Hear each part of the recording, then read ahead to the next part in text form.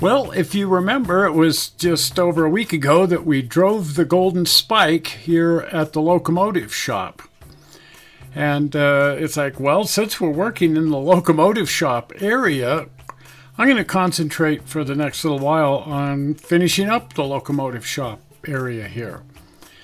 And I think perhaps the very first thing to get back to is the ash pit. Now, it doesn't look much like an ash pit at this point. It's sort of just a hole underneath the track. This is the lead that goes over to the turntable, which also doesn't exist. But I think first things first, let's get the ash pit in, and then I can also lay the track across the ash pit over to the non-existent turntable, and that way that will facilitate actually building the non-existent turntable and start getting some of these things knocked out. So first up, the ash pit. When they're putting a locomotive away for the night, they will pull it over an ash pit like this and dump the fire. And it generates, it releases all of the cinders and ash currently sitting on the grates in the firebox. The cinders themselves are just kind of a crunchy. They don't look anything like the coal that first went in there. They're much lighter color, much crunchier. And so the goal here is to match that look and feel for the ashes down in the ash pit. Now, we have dug up about, 50 pounds of cinders from the roundhouse at Evanston. So these are actual old locomotive cinders. But they're the cinders laying on the track around the roundhouse, and they don't exactly look like the ashes down in the ash pit. So I'm not going to be using them there. I'll be using them around the ash pit, not in the ash pit itself. I went to the internet to get some ideas. This was my best inspiration right here for an ash pit. I like the look and feel of this. I like the way they're building the cement walls out of extruded styrene foam. I think that makes a nice looking cement wall. Here's another example. Notice that the support structures that are going under the rails in both of these cases have vertical supports every so often. A lot of the ash pits that you see on prototype railroads don't have that. They're a short enough ash pit that a good heavy beam running across here is all you're going to need. This is the ash pit at Durango, and this is pretty much what I intend to build, this ash pit right here. So first up, I'm going to cut out my concrete walls out of this thinner, it's about a 1/2 inch thick extruded styrene that you can get at the craft shops and stuff. You're not likely to find this at Home Depot. And then I'm going to use my hot wire cutter. It's almost like a table saw, but you've got a hot wire here and you can cut angles, and you can easily get super square straight lines with it. It's a great tool for cutting out extruded styrene all the way up to 2 inches thick, and probably thicker if they make it. You can do an Amazon search for this, the hot wire foam cutter, and a lot of different options and products will come up. This is a Hercules, and it sells for about $150. So I started by cutting out the 3 square walls. There's the angled bit where you can actually drive like a front loader down in here to scoop out the cinders, but it's surrounded on 3 sides by straight square walls. I'm gluing everything together with Loctite PL300 foam board adhesive that they use for insulation on houses. There's a lot of products which will dissolve this stuff, so you don't want to use that. This is a water-soluble product that actually smells sort of like latex paint. It's probably some sort of cousin to that. At any rate, a little glue on the edges here to secure it together, and then just kind of bring everything, because everything is cut out nice and square with my foam cutter, it goes together quite square, real easy to get everything to line up. And then I attached everything with grabber screws as well. I ran grabber screws up through here because it's thick enough that I can do that.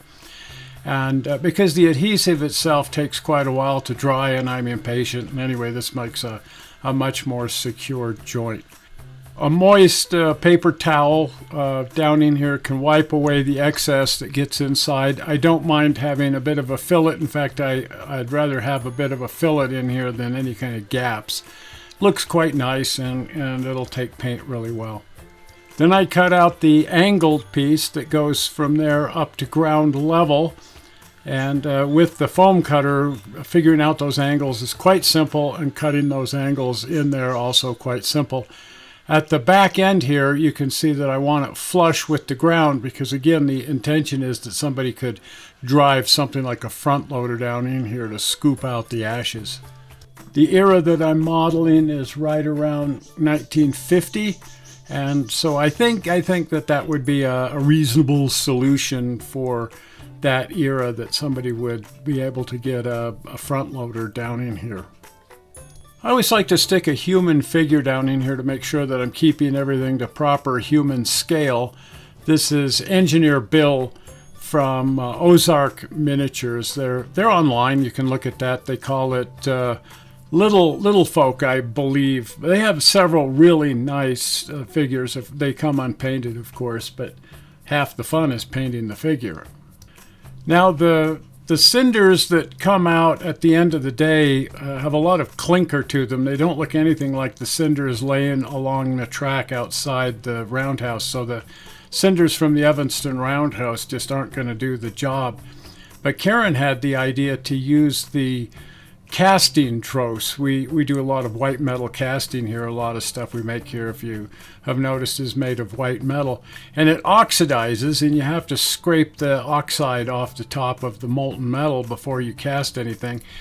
And so I just dump that slag here into this cast iron pot, and she's right. That looks a lot like the cinders and clinker that comes out of the locomotive at the end of the day. So that's going to be perfect. It also has some bright silver ribbons kind of running through it, which are the actual casting metal, the lead tin alloy that we cast with. And that'll be neat because it'll pick up the light of the LEDs, the flickering LEDs that I'm going to put in here. I'm going to build the support structure out of Plaststruct I-beams. You can pick that up at the hobby shops. Comes in a lot of different sizes.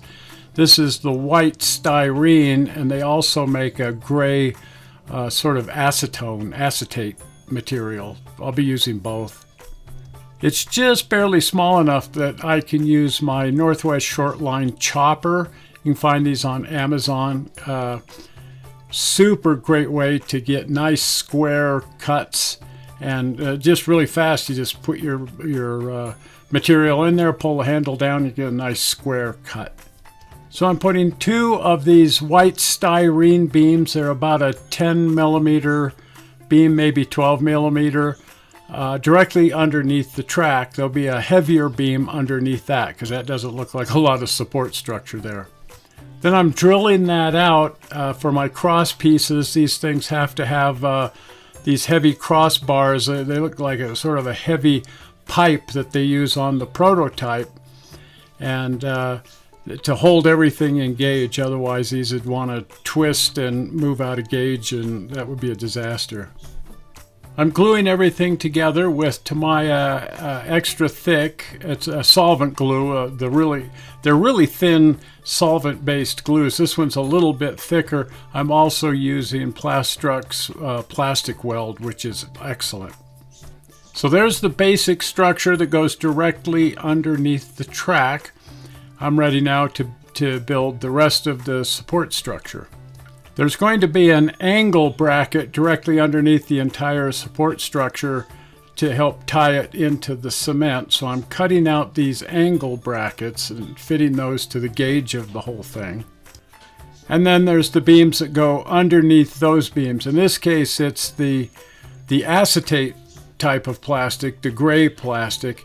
It's not a larger beam, but it's a heavier material, and it gives it a nice heavy structural look when it's in place. A couple of my locomotives are over 40 pounds, but I'm not actually concerned about supporting them with this structure. The weight of the locomotive is actually being carried by the Yagas Creek Code 250 rail. It's quite strong enough to hold the locomotive without any structure underneath it at all. Okay, I'm going to paint the whole thing with lacquer. Actually, I've got Tamiya's lacquer NATO brown, which I like using for a rust. My favorite rust color is the old Model Master rust. It's an enamel, not a lacquer. And it's not made anymore, but I've been fortunate to find it on eBay from time to time. So I've actually got quite a bit of it on hand. And then I thin it with lacquer thinner, and it behaves exactly like a lacquer, even though it's an oil enamel. So first up, I'm going to airbrush the Model Master rust color on here in a very light coat. Because I'm using lacquer thinner, if I put it on at all thick, it will attack the plastic. But with almost all paints, I like working with my airbrush in very thin coats. So I'm going to come in here and apply a thin coat over the entire thing of the Model Master rust color. Because I'm thinning with lacquer thinner, it dries very, very rapidly. And this paint dries to a nice flat finish, and I just love that redder kind of rust color that it comes in at. Then once I've got a good covering with that color, about 3 coats of that, I lightly come in with the NATO brown to tone down that red, because it is a rather intense rusty red, and I like to take it down just a bit. So I kind of lightly airbrush with the airbrush held at a slight angle so that it still leaves a lot of the red showing through while applying the NATO brown on a lot of the surfaces. If I feel like I've taken it a little too far into the NATO brown, and I can always come back and lightly angle airbrush across here with some more of the Model Master red rust color. Next, I'm taking just this regular water-soluble acrylic paint from the craft stores, diluted down rather heavily, and letting that soak down into the cracks and kind of live on the surface. I want mostly the rust color to show through, but I want this black, really diluted down black acrylic craft paint getting down into the cracks and the nooks and crannies and so on. The little cup of water that I'm using to dilute this down, I add just a couple of drops of liquid soap down in here. It's just that liquid hand soap, but it really helps it flow out onto the surface and not bead up.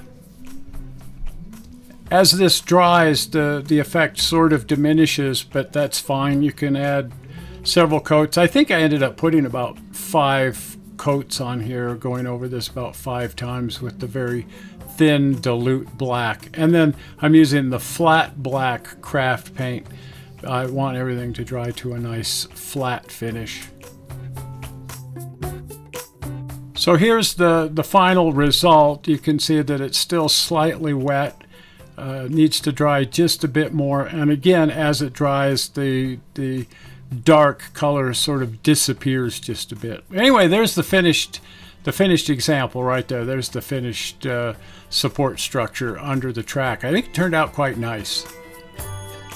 I've also used your basic rattle can of flat gray paint, a really cheap brand of just flat gray paint, on top of the foam. There'll be a lot of weathering on top of that, but the base cement color is just from a rattle can. The support structure here, I also applied a clear coat over the top of it. I like to put Tester's dull coat over the top of everything just to help protect it, because sometimes the water-based acrylics are sort of fragile. Well, anyway, there it is. There's the finished ash pit and support structure. We'll be picking it up here next Tuesday. We're moving on now to constructing the actual cinder pile down underneath the track, which will be illuminated with flickering LEDs, and it's a really nice effect. So anyway, that's where we'll be picking it up next week. So hopefully you'll want to follow along as we continue working on this entire locomotive shop area. And so if you're not a subscriber, you want to become a subscriber by clicking on the upcoming blue button, and then also make sure that your notification bell is turned on so you get notified when we put up the next video. At any rate, the easy way to subscribe is by clicking on the upcoming blue button. Zoink, right there, the blue button. Well, we're not sure how you found this video on the internet. We hope you didn't find it boring, and we will see you here on Sunday because Karen and I have something fun to show you. We'll see you then. Bye-bye.